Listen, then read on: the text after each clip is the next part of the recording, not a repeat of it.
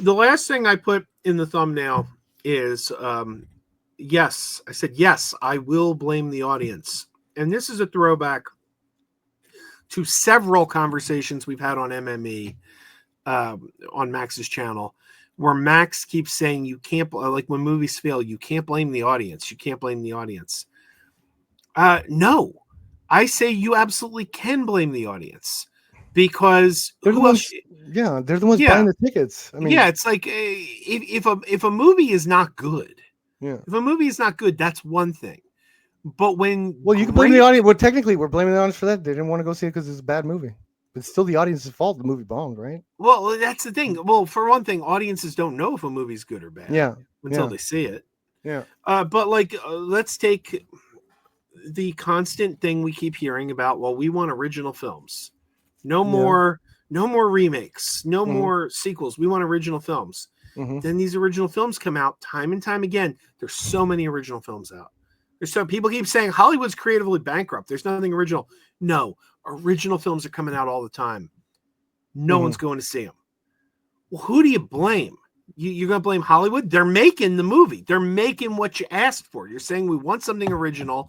They're giving you something original. Yeah. If you're not going out and supporting it, who else are you going to blame? Of course, you got to blame the audience. They're the ones spending the money, and if they're not supporting the thing that they claim they want, Novocaine, Companion. These are just a couple. The Surfer. Surfer's a weird movie. I don't think that was ever going to be. Yeah, that wasn't ever going to be a huge hit. But yeah, no, Companion could have been a big hit. Like it should have been a big hit. Should have been. Yeah, I think that was very. I thought it was very accessible. Normally, a lot of the movies I see that I love are very, for me mostly. The Surfer's like one of those jams, right? Yeah. But like something like Companion, I thought it was like, what was great about it is like it felt so accessible. Like it's gonna sound weird, but it could fit in the Marvel universe, is what I'm saying. Like the way they were using the technology, very understandable. It had mainstream appeal with how the plot reveals were being done. It was a fantastic movie that's easily accessible. It should have been a hit. If we're all about quality, should be making money. That should be one of the top movies of the year right now. Yeah, Sinners level. And the argument we keep hearing is, well, nobody saw those movies because they weren't good. And well, again, the argument is, how are you going to tell me something's not good that you didn't see? What are you basing that on? You didn't see the film. And half the time these films do have good critical reviews. And if you go to the verified audience score, it's a strong verified audience score. So they're making good movies. Mm-hmm.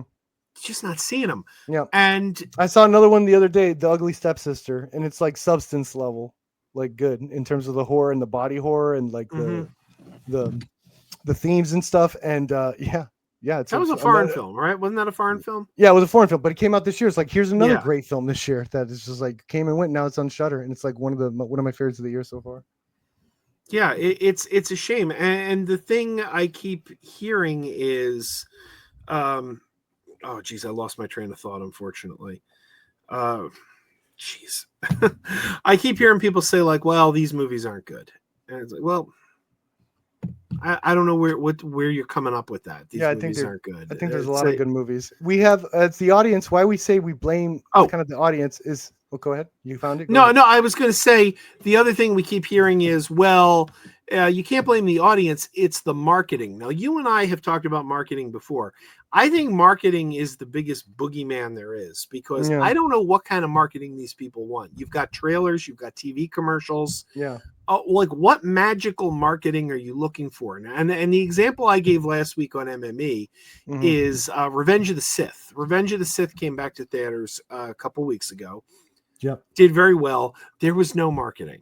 There was no trailers. There was no commercials. And Max goes, well, they promoted it at Star Wars Celebration in Japan. Okay, we're not all in Japan. Like, we're not all at Star Wars Celebration. The majority of the people did not see the promotions in Japan. Somehow the word got out there. So it's like movies that have more of a presence in marketing, you're saying have bad marketing.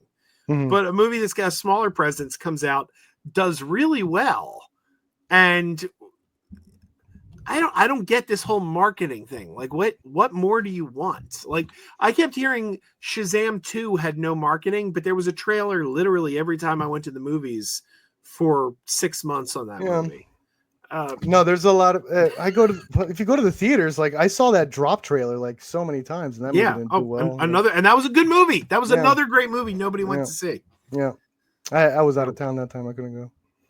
That's already on PVOD. Yeah, I got to check that one out. Another one. Sometimes I don't have time, but I see a lot of movies that is like, oh, well, Hard Eyes was good too. That didn't do that well. So for some reason, I thought you didn't like Hard Eyes. I'm getting. I know I did. I did like Hard Eyes. It was the third act I had a problem with a little bit, but I'd recommend it still. Savage Siegel Eastwood Willis says, "Have you seen Sinners?" Yes. Yes. Joe was whatever. I dug it. I mean, it's a good movie. Like I thought you were very. No, I said it's got pacing issues. I think the first hour is very slow, but it's not bad by any means. I enjoyed it. I will pick it up on 4K when it comes out. I will watch it again. I really liked it. So I loved the beginning, especially when they were showing the time period and stuff. Thought it was great. Yeah, Butts Unplugged said people prejudge movies on other people's reviews instead of watching them. I know somebody. I spend too much time on Facebook. I really got to break away from Facebook. But someone on Facebook said, there's no new movies. It's all creatively bankrupt. And I responded, and I listed all the original movies that were playing in theaters at that time. And it was like 20 movies. And they were all movies playing now. Yeah. And the guy's response was, they all suck. They all suck. I know. Because they got nothing. And now everyone's lying to themselves now about it. I feel like there's a collective, like, it's just a trend almost. It's just popular to hate on movies. Whatever. Yeah. Oh, yeah. Mickey 17's another one. That was an original movie, and I dug the hell out of that one. And that did not do well in the theaters. Yeah, I wasn't crazy about Mickey 17. Mickey 17, by the way, somebody asked a question a little while ago. I'm going to tie it all together. Mickey 17 reminded me of an episode of Deep Space Nine.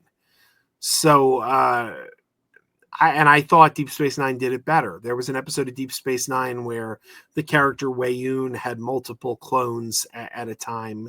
Yeah. And I felt like I'd seen that before, and I'd seen it done better. Yeah. Not an awful film. Like I didn't hate it, but I would consider that. I know it's based off of a book, but I still consider when Hollywood takes, and it could be a psychological thing. For some reason, when they take books, I can still kind of consider that it's an original film, even though it's based on a book.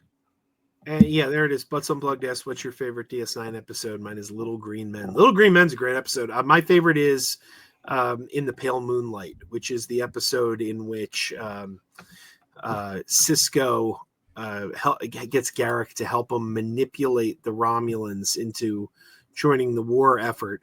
And it gave us this wonderful clip. It's a fake. So there you go. All right, I don't want to hold Perp up. I know Perp's got an appointment with Andor. I'm probably gonna fall asleep now. I'm kind of tired. Oh, I'm sorry. Is it my fault? No, I wanted to talk about the surfer. Too long, man. I wanted to talk about the surfer, so I needed to do this.